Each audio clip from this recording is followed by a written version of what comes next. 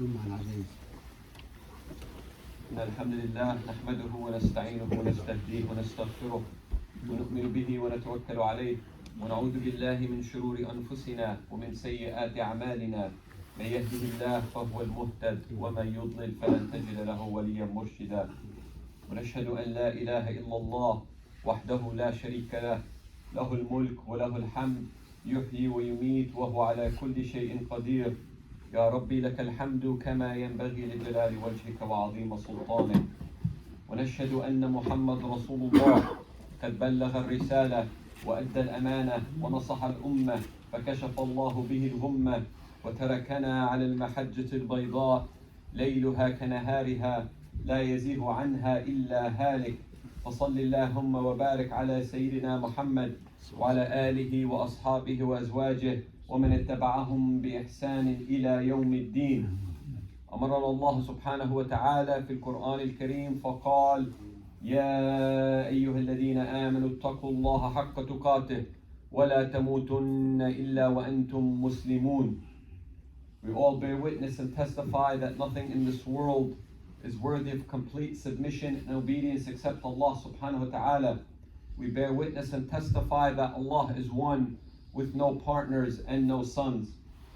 And all the blessings are due to the Prophet Muhammad sallallahu alayhi wasallam, who was sent as a messenger to mankind, sent as a rahmatan lil alameen, sent as a mercy to all of the worlds.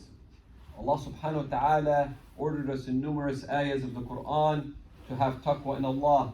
He said, "O you who believe, have true taqwa, true piety, true God consciousness. Do not die except they are in a state of submission and a state of Islam to Allah subhanahu wa ta'ala."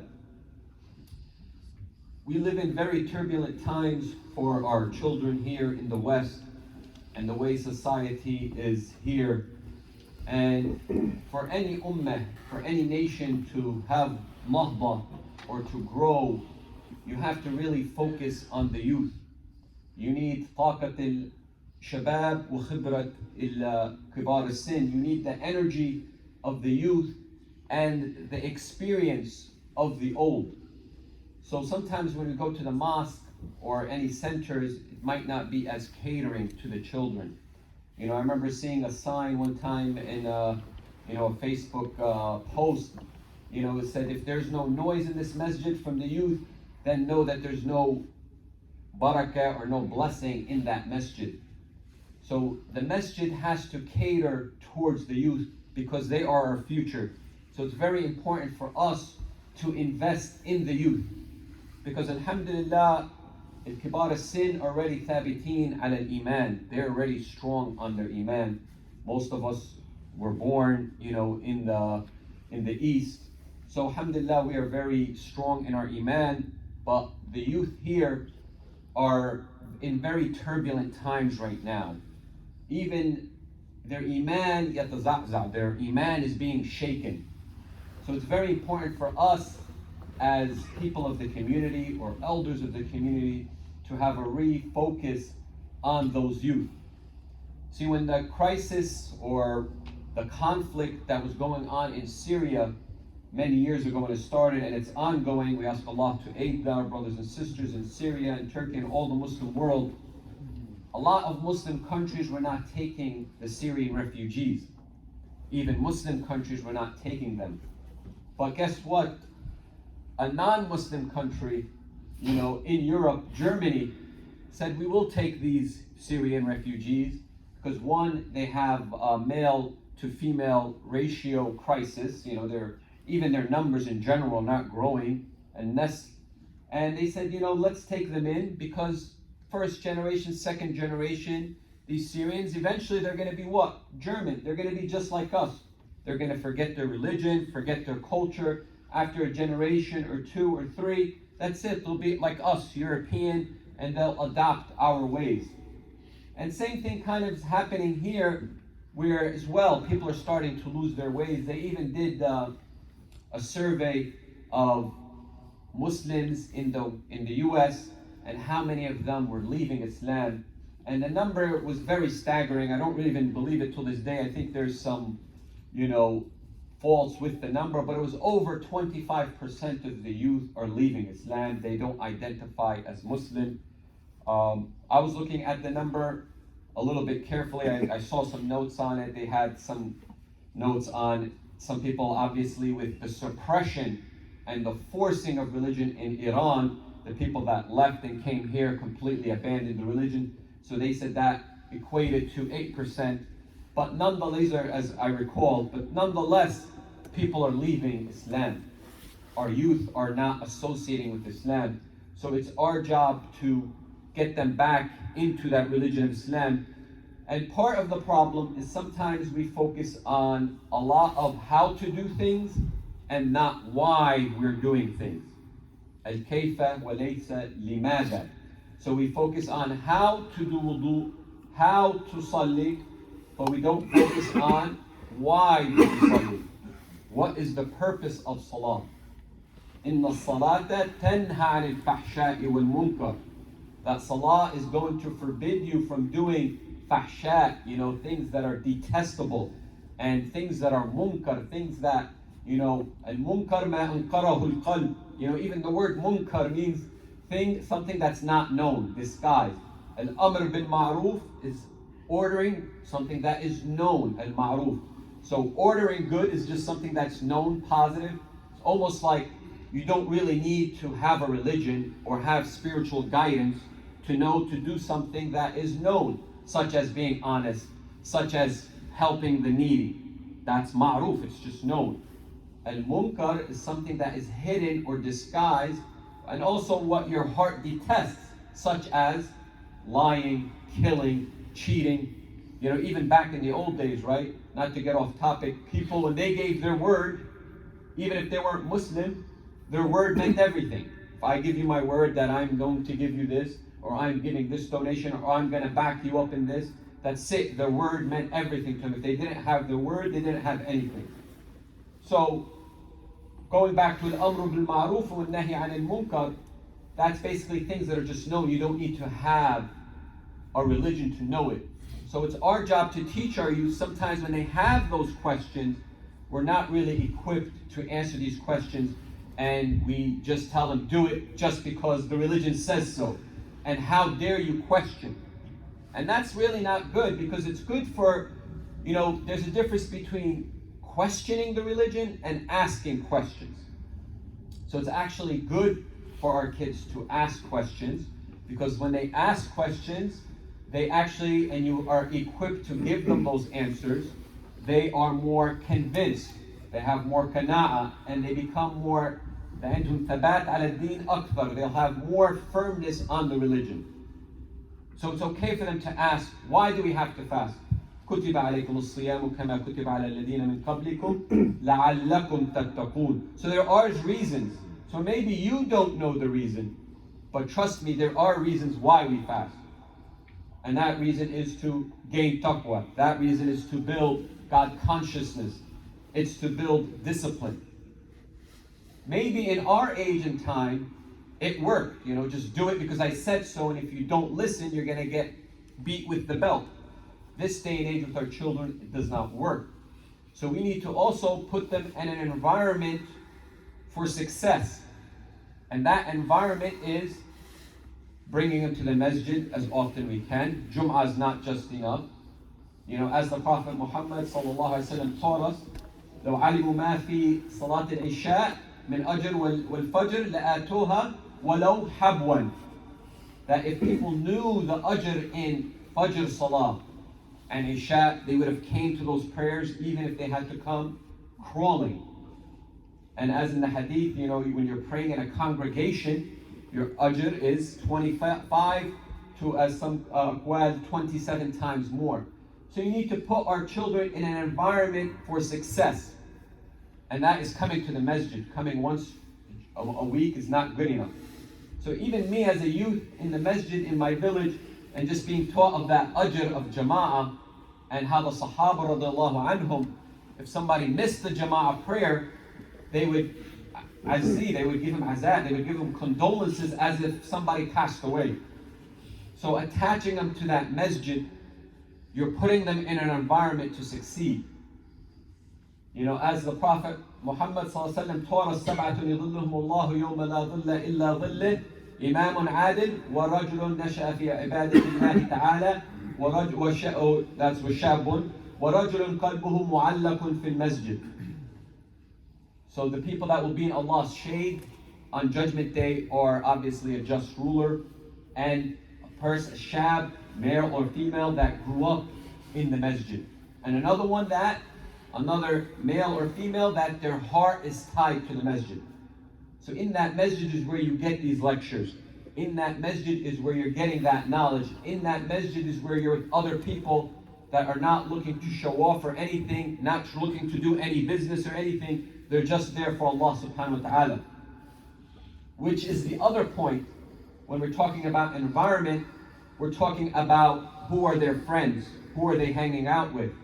I believe it was Imam Shafi'i radiallahu anhu wa rahimahullah that said, show me who your friends are, I will show you who you are. So we talk about putting them in the right environment. Also, that goes outside of the masjid as well. Who are the people they're hanging around with? Do you know them? Have you gotten to know them? Why don't you let them get in the car with you and get to know their friends? Because they will have a lot of effect on them. That peer pressure, what everybody else is doing, everybody else wants to do. If it's the style to grow your hair out till it's hitting the ceiling, then everybody else does it. If it's the style to, have your pants swaggling down, then everybody else is going to do it. If it's the style to have $300 shoes on, then that's what they're going to want to do. So we have to teach our kids discipline, and we have to put them in that environment to succeed. In any environment, you want to be successful in business, be in an environment where everyone is successful.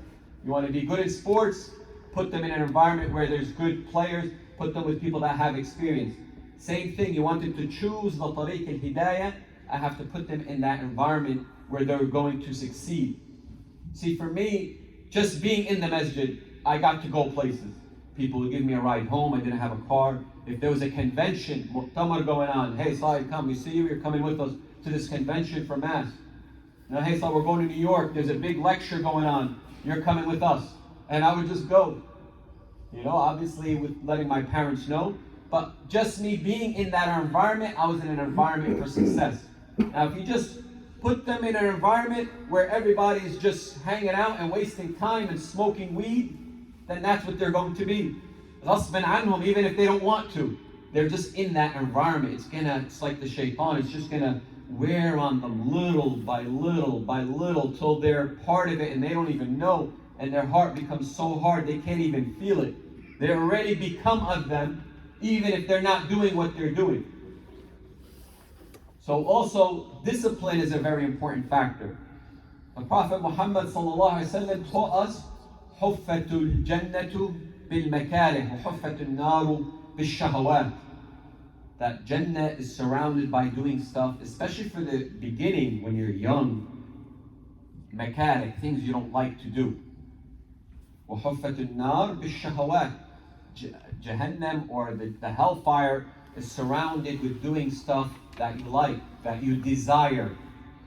So it's very important at an early stage to teach our children, doing stuff you want to do all the time is not going to get you to success. To get successful, you have to do stuff you don't want to do. Sometimes you hate to do it. You want to pass and go to the next grade, you got to study hard. You want to raise a family and get married and have children, work hard so you can make enough money. Not staying at home being lazy.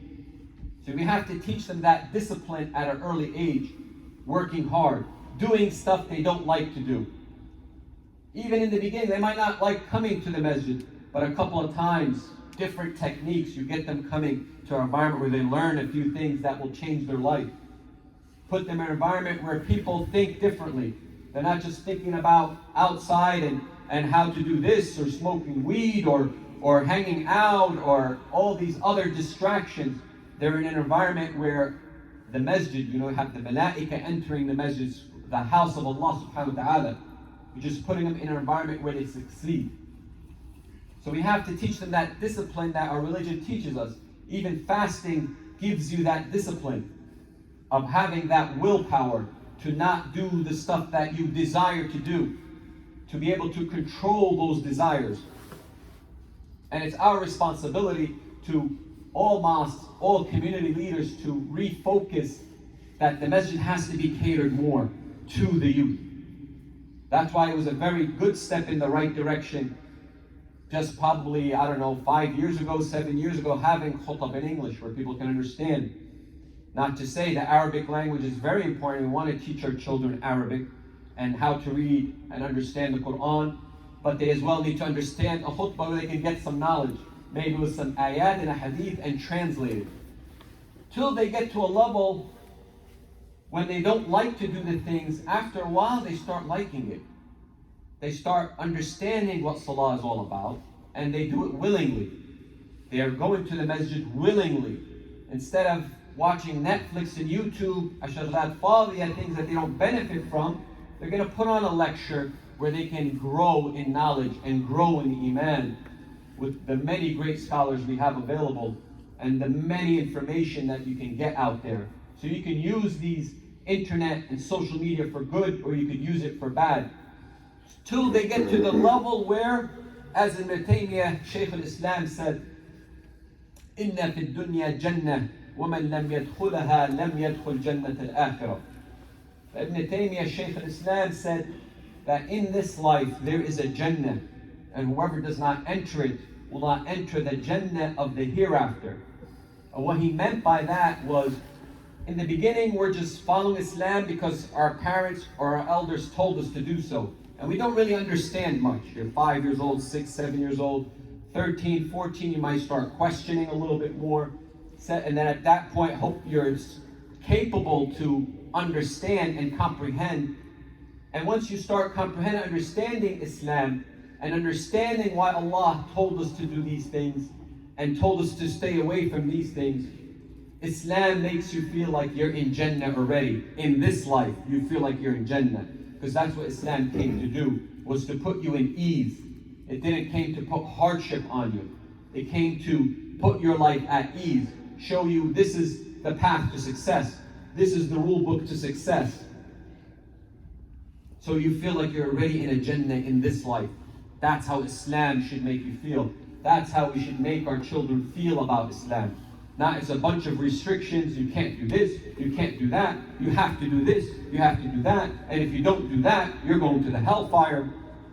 Instead of more targheeb as opposed to tarheeb, encouraging them to do the good and showing them what's in store for them to go to Jannah, we scare the death out of them of the hellfire.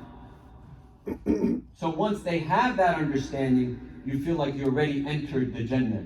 That's how Islam should make you feel. And if it does not make you feel that way, Ibn Taymiyyah is alluding to, then you won't enter the Jannah of the hereafter. If Islam was just this big burden on you your whole life, a bunch of do's and don'ts, then maybe you're not truly fulfilling the purpose of Islam and the purpose of your life in this dunya. So this is for the youth. What does that say about the elderly? The elderly, I will just end with the ayah of Allah subhanahu wa ta'ala. قُلْ يَا عِبَادِيَ الَّذِينَ أَسْرَفُوا عَلَىٰ أَنفُسِهِمْ لَا تَقْنَطُوا مِنْ رَحْمَةِ اللَّهِ إِنَّ اللَّهَ يَغْفِرُ الذُّنُوبَ جَمِيعًا إِنَّهُ هُوَ الْغَفُورُ الرَّحِيمُ. So this is, we geared the khutbah towards youth and how our role for the youth, but also it's never too late for the people that aren't youth anymore. Allah subhanahu wa ta'ala says, oh, tell my slaves that who have been dealt recklessly with their own selves, أَسْرَفُوا عَلَىٰ أَنفُسِهِمْ, to not give up on the mercy of Allah subhanahu wa ta'ala. Allah can forgive all of the sins. He's the most forgiving, the most merciful. Allah subhanahu wa ta'ala kept 90, mercy is 100%. The Prophet Muhammad sallallahu alaihi wasallam said Allah kept 99 with him and gave us one on this earth, that we may use it from the beginning of the creation till the end. So that's how merciful Allah subhanahu wa ta'ala is.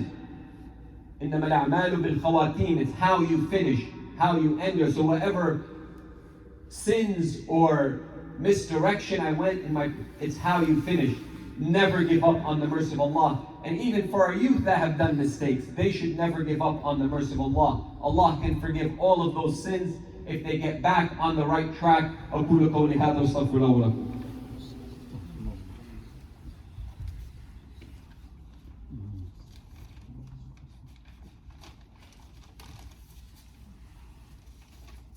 Bismillah wa salatu wassalam ala Rasulillah.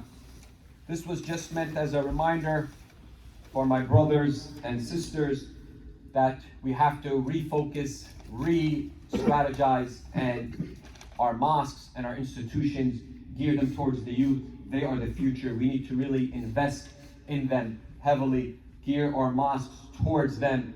For the elderly, we need their experience and we need their money to keep these masajid going on. And Jazahumullah khair, they're the ones that opened these mosques and opened these Islamic schools. But we have to re-energize and prioritize the youth in the beginning. I'm trying to look for as well, a brother asked me from the Turkish Masjid, Cliffside, here I found it, the Clifton Blue Mosque on 492 Clifton Avenue. They are doing a lunch and dinner from 12 to 9 p.m. March 1st, which is I believe Wednesday to Sunday. They're doing lunches and dinners, food basically, and the profits of your lunch and dinner is going to go to the earthquake victims in Turkey. So they really want to emphasize if everybody can be part of that. That's going to be next week, March 1st, which I believe is Wednesday till Sunday. You can go there for lunch or dinner, and just having your lunch and dinner, paying for that, they're going to have the profits go to the victims in Turkey. We ask Allah subhanahu wa ta'ala to alleviate them from their pain and have mercy on all of the deceased. Allahumma ighfir lana dhunubana wa israfana fi amrina. Allahumma atina nufusana taqwaha wa zakkiha anta khayru man zakkaha anta waliha wa mawlaha. Allahumma atina nafsan mutma'innah تؤمن بلقائك وترضى بقضائك وتخشاك حق خشيتك. اللهم نسألك الجنة وما قرب إليها من قول وعمل ونعوذ بك من النار وما قرب إليها من قول وعمل. اللهم نسألك من خير ما سأل منه نبيك وعبدك محمد صلى الله عليه وسلم ونعوذ بك من شر ما استعاذ منه نبيك وعبدك محمد صلى الله عليه وسلم. اللهم آتنا في الدنيا حسنة وفي الآخرة حسنة وقنا عذاب النار. اللهم أعز الإسلام وأعز المسلمين وانصر الإسلام وانصر المسلمين وكن عونا للإخوان المسلمين في كل مكان، في تركيا وسوريا وفلسطين وفي كل مكان يا أرحم الراحمين، في كشمير وبورما والهند وكل مكان يا أرحم الراحمين. اللهم فك أسران البواسل التي في السجون بظلم يا أرحم الراحمين. وآخر دعوانا الحمد لله رب العالمين. وقم الصلاة إن الصلاة تنهى عن الفحشاء والمنكر وذكر الله أكبر والله يعلم ما تصنعون. الله أكبر الله أكبر. أشهد أن لا إله إلا الله. أشهد أن محمدا رسول الله. حي على الصلاة حي على الفلاح. قد قامت الصلاة قد قامت الصلاة. الله أكبر الله أكبر. لا إله إلا الله. استقيموا وإلى إخواننا في الإيمان أيضا إن شاء الله. اللهم آمين. استحضر النية. Put your heart towards Allah. Praise is your last salah. Allahu Akbar. بسم الله الرحمن الرحيم. الحمد لله رب العالمين الرحمن الرحيم مالك يوم الدين إياك نعبد وإياك نستعين اهدنا الصراط المستقيم صراط الذين أنعمت عليهم غير المغضوب عليهم ولا الضالين.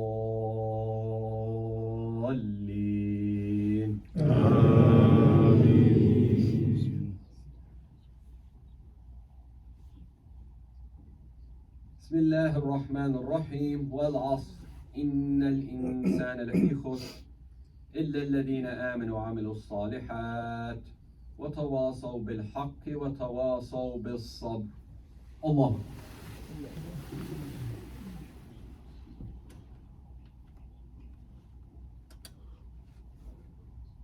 سمع الله لمن حمده. الله أكبر.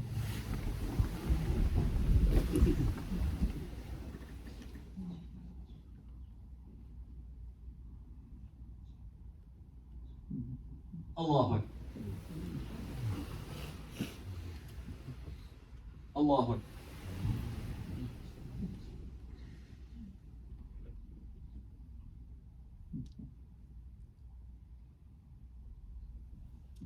الله أكبر.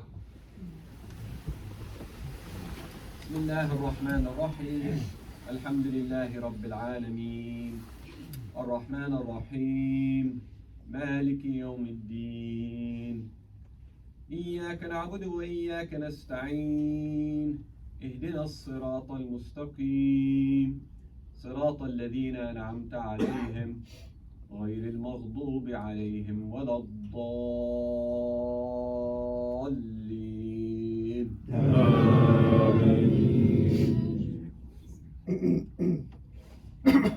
بسم الله الرحمن الرحيم إذا جاء نصر الله والفتح ورأيت الناس يدخلون في دين الله أفواجا فسبح بحمد ربك واستغفر إنه كان توابا. الله أكبر.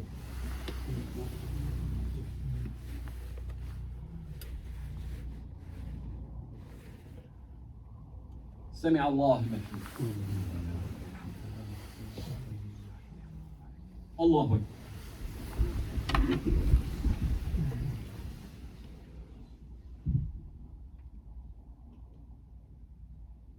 الله أكبر. الله أكبر.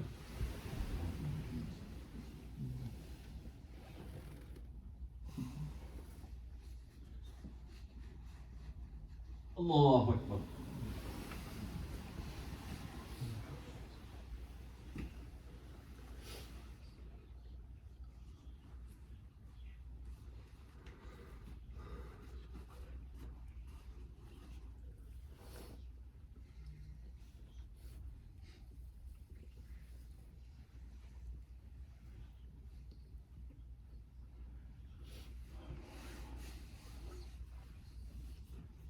السلام عليكم ورحمة الله. السلام عليكم ورحمة الله. Also be Nu'man Ali Khan will be in NHIC 4613 Cottage at 7:30. MashaAllah, very good scholar. I think the youth will really enjoy him there. It's going to be packed, so get there early. The shot is 7:30, but I'll probably get there at 7. السلام عليكم. باسمكم جميعا نشكر اخونا صايل على هذه الخطوه المباركه ان شاء الله في ميزان حسناته. While I did not coordinate with Brother Sail about this khutbah, you will see outside that I put a sign-in sheet for our youth, because we like to get a group that we can actually meet with our youth and not necessarily discuss everything from a religious perspective. We want to talk about things from life perspective. So if our youth want to be part of this halaqah and ask questions about, what's going on with the world of opioid, the world of how do I deal with a situation where I have a conflict with my parents.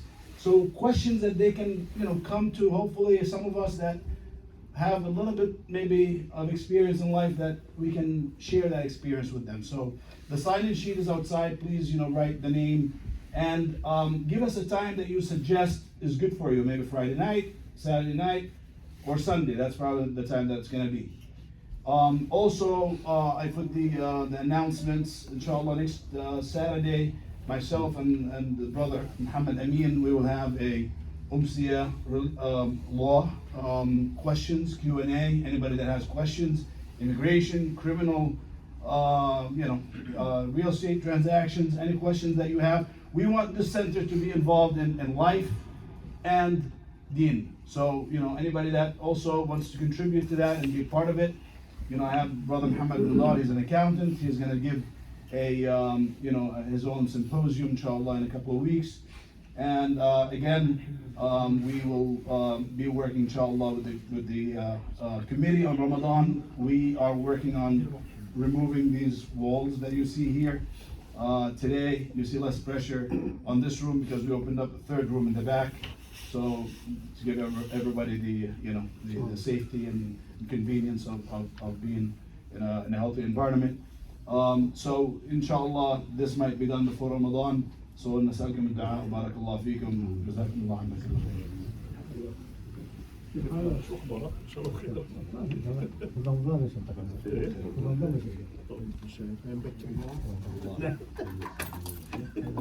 لا